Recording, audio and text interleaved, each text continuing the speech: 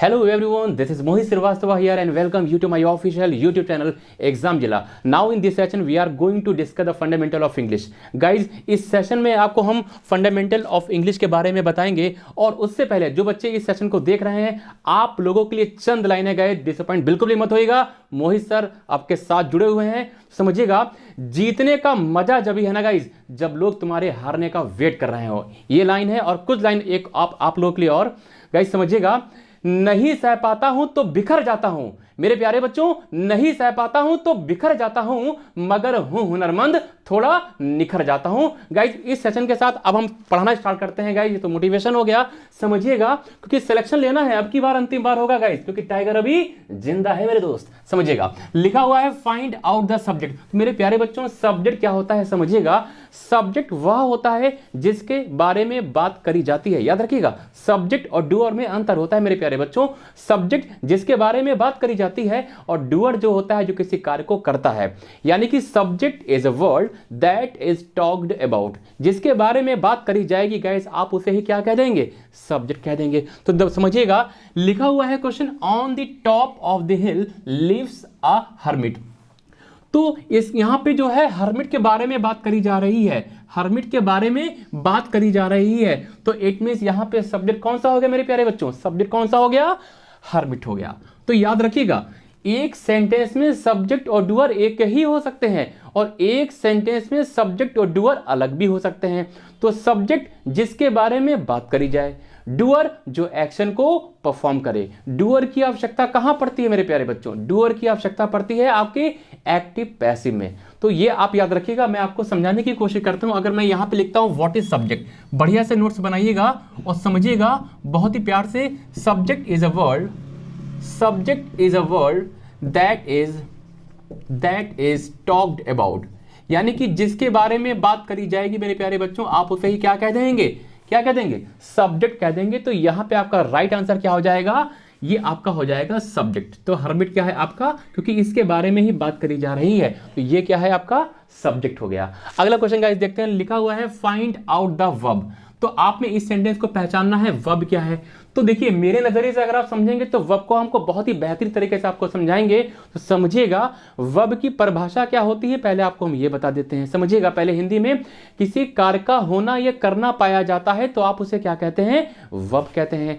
In English verb is a word that shows some action or the state of being that is would be called as, that is what is verb। तो यानी कि ये तो परिभाषा हो गई और परिभाषा से कुछ हाथ नहीं लगता मेरे दोस्तों। तो परिभाषा को किनारे रखिए, समझिए कॉन्सेप्ट क्या है। किसी भी, मेरे तरीके से, किसी भी शब्द को वर्ब तब कह देना, ध्यान से सुनिएगा गाइज, किसी भी शब्द को वर्ब तुम तब कह देना जब वो क्या बताए, टेंस बताए, राम बाढ़ है। इसे आप नोट कर लीजिएगा, आपके नजरिए समझिएगा मेरे प्यारे बच्चों। अगर आपसे कोई भी पूछता है कि वर्ब क्या होती है, बढ़िया से नोट्स बनाइएगा, पूछता है वर्ब क्या होती है, तो याद रखिएगा किसी भी शब्द को, परिभाषा हमने आपको बता दी है, ये कॉन्सेप्ट याद रखिएगा। किसी भी शब्द को आप वर्ब तब कहिएगा मेरे प्यारे बच्चों जब वो क्या बताए आपको, टेंस बताए। ये आप बिल्कुल दिमाग में रखिएगा, यहां से आपके नंबर बनेंगे। तो क्वेश्चन को समझने की कोशिश करते हैं, क्वेश्चन आखिर कह क्या रहा है। समझिएगा, लिखा हुआ है seeing a lion she jumped. इसका मतलब है कि लायन को देखकर वह कूद गई। तो गाइस देखिए, आपको कंफ्यूजन हो रहा होगा, सर इसमें सीइंग भी डाउट में लग रहा है, सर ये भी वर्ब हो सकती है मेरे प्यारे बच्चों, और आपको लग रहा होगा सर ये भी वर्ब हो सकती है। तो आपको ये डाउट क्रिएट होगा, लेकिन आप मेरे नजरिए से पढ़ेंगे गाइस तो समझिएगा, आप वर्ब उसे कहिएगा जो आपको क्या बताए, टेंस बताए। याद रखिएगा, तो इसमें आपको टेंस कौन बता रहा है, आपको ये टेंस नहीं बता रहा है, ये तो उसकी अवस्था है, ये क्या है, उसकी स्टेट है कि लॉइन को देखकर ये आपको टेंस नहीं बता रहा था। टेंस कौन बता रहा था, जम्प्ड बता रहा था।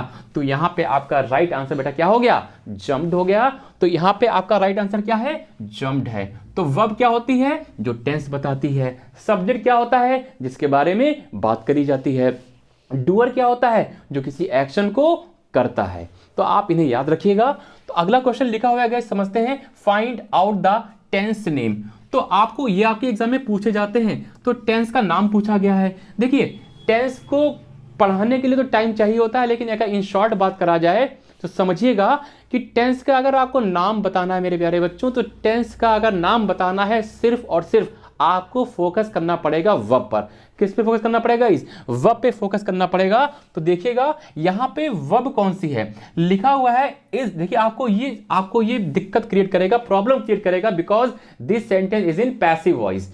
अब ये सेंटेंस किसमें लिखा हुआ है? पैसिव वॉइस में लिखा हुआ है। अब पैसिव वॉइस में आपको टेंस पहचानना है, ये तो बहुत ही मुश्किल की बात है, लेकिन कोई बात नहीं। तो मेरे तरीके से समझिएगा, अगर आपको पैसिव में सेंटेंस दिया गया है मेरे प्यारे बच्चों, अगर आपको पैसिव में सेंटेंस दिया गया है तो आप वर्ब की थर्ड फॉर्म को हाइड कर दीजिएगा। या तो वर्ब की थर्ड फॉर्म को हाइड करिएगा या उसका क्या बना दीजिएगा?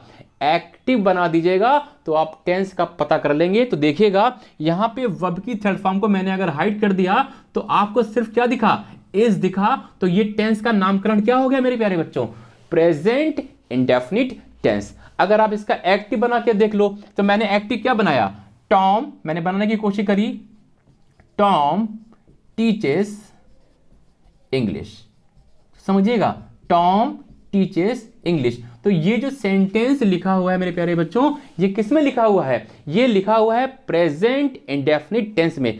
तो एक्टिव का जो टेंस होगा वो पैसिव का भी याद रखिएगा। इस एक्टिव पैसिव में टेंस चेंज नहीं होता है, टू बी वेरी फ्रैंक आपको बताना चाहते हैं। तो यहां पे टेंस क्या हो जाएगा आपका?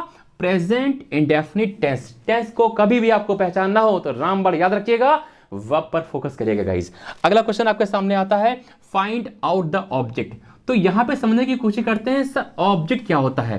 देखिए मेरे प्यारे बच्चों, पहले समझिएगा हिंदी में ऑब्जेक्ट एक ऐसा शब्द होता है जो किसी एक्शन वर्ब के बाद लिखा जाता है। भाषा में दो ही तरीके की बातें होती हैं मेरे प्यारे बच्चों, या तो एक्शन होता है या तो एक्शन नहीं होता है। यानी कि एक्शन होगा तो धीरे धीरे वो ट्रांसफर होगा, और ट्रांसफर होगा तो रिसीवर भी होगा।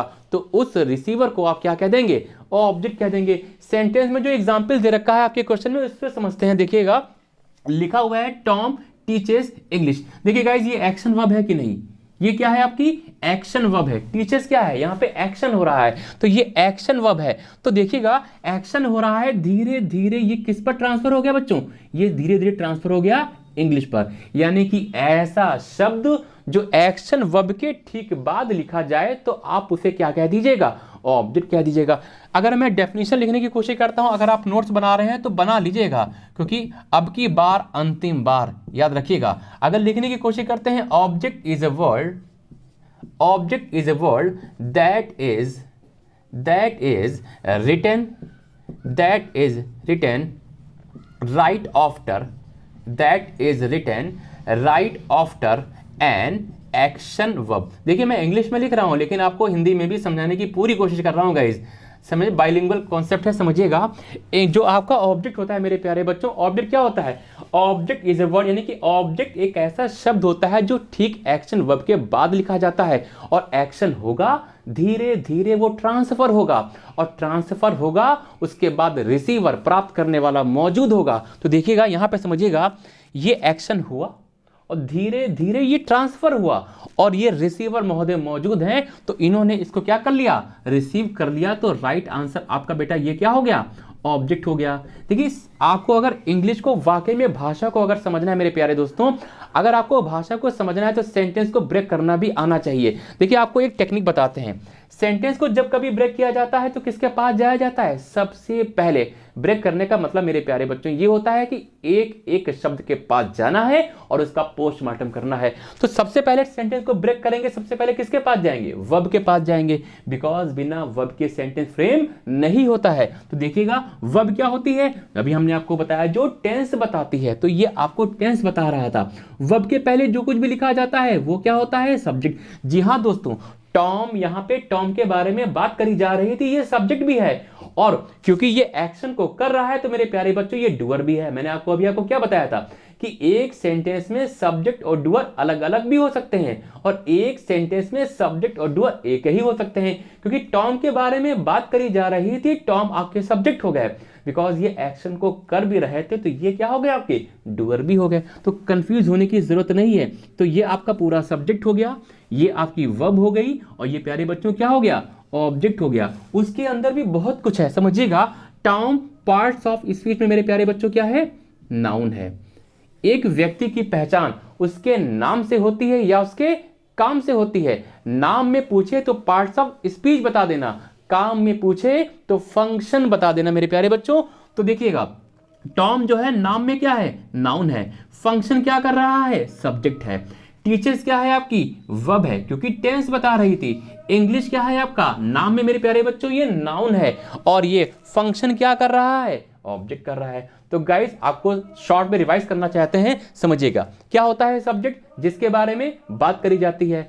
डूअर क्या होता है, जो एक्शन को करता है। उसके बाद वर्ब क्या होती है, जो टेंस बताती है मेरे प्यारे बच्चों, है ना। उसके बाद टेंस कैसे पहचानना है, टेंस सिर्फ अगर पहचानना है ना तो सिर्फ और सिर्फ आपको वर्ब पे फोकस करना पड़ेगा और आपको टेंस का नाम पता चल जाएगा। और हाँ, अगर सेंटेंस पैसिव में लिखा है तो आप वर्ब की थर्ड फॉर्म को या तो हाइड कर दीजिएगा या छिपा दीजिएगा या उसका एक्टिव बना लीजिएगा। बिकॉज जब एक्टिव से पैसिव बनाते हैं और पैसिव से एक्टिव बनाते हैं तो गाइस याद रखिएगा टेंस चेंज नहीं होता है, रामबाण। अगला कॉन्सेप्ट क्या है, ऑब्जेक्ट। ऑब्जेक्ट को हिंदी में कहा जाता है कर्म। ऑब्जेक्ट एक ऐसा शब्द होता है जो किसी एक्शन वर्ब के बाद लिखा जाता है। सो गाइज ये आपके कुछ फंडामेंटल टर्म्स है तो इन्हें आप याद रखिएगा। तो गाइज आज के लिए इतना रखते हैं, थैंक्स फॉर वॉचिंग। और गाइज सेशन को आप सब्सक्राइब तो देख ही तो रहे हैं, तो सेशन को सब्सक्राइब भी करेगा। हमारा जो कॉन्सेप्ट है, पढ़ाने का तरीका है, इसको समझिएगा और एग्जाम जिले चैनल को आप जरूर सब्सक्राइब करिएगा। बिकॉज आने वाले सेशन में आपके लिए बहुत ही बेहतरीन तरीके से हम सेशन लाएंगे। तो गाइस आज के लिए इतना रखते हैं, थैंक्स फॉर वॉचिंग।